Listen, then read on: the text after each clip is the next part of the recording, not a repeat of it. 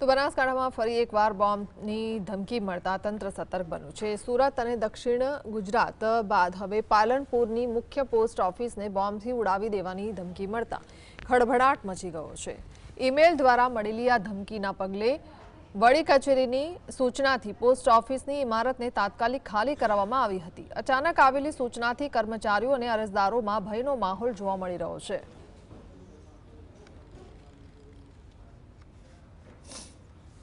સંવાદદાતા ધ્રુવ જોડાયા છે। ધ્રુવ, શું જાણકારી?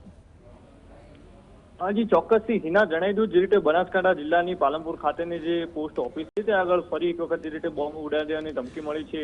થોડા દિવસ અગાઉ જે રીતે બે વખત જે રીતે જિલ્લા કલેક્ટર કચેરીને બોમ્બથી ઉડાડી દેવાની ધમકી મળી હતી, તે બાદ આજે જે રીતે પાલનપુર ખાતે જિલ્લા પંચાયતની જે રીતે પોસ્ટ ઓફિસ આવેલી છે ત્યાં આગળ જે રીતે બોમ્બની ધમકી મળી હતી, ઈમેલ ભર્યો જે જેના અંદર બોમ્બની ધમકી હતી અને જે રીતે તેના કારણે જે કર્મચારીઓ હતા તે લોકોને પણ જે પોસ્ટ ઓફિસમાં કામ કરી રહ્યા હતા તે લોકોને પણ બહાર નીકળવામાં આવ્યા હતા।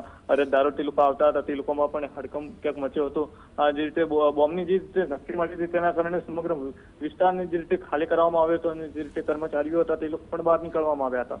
મહત્વની વાત કરવામાં આવે તો ખાસ કરીને પોલીસ જે છે તે પણ ત્યાં આગળ પહોંચી હતી। બોમ્બ સ્ક્વોડ સહિતની ડોગ સ્ક્વોડની જે ટીમો છે તે પણ ત્યાં આગળ પહોંચી હતી।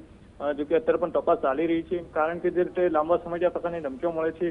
થોડા દિવસો અગાઉ જે રીતે જિલ્લા કલેક્ટર કચેરીને મળી હતી અને તે બાદ હવે જે રીતે પાલનપુર ખાતેની આ જે પોસ્ટ ઓફિસ છે ત્યાં આગળ જે રીતે ધમકી ભર્યો ઈમેલ મળ્યો હતો તેના કારણે અત્યારે તો તપાસ ચાલી રહી છે। જોકે આ ઈમેલ ક્યાંથી આવ્યો તેને લઈને પણ જે રીતે તપાસ ચાલી રહી છે।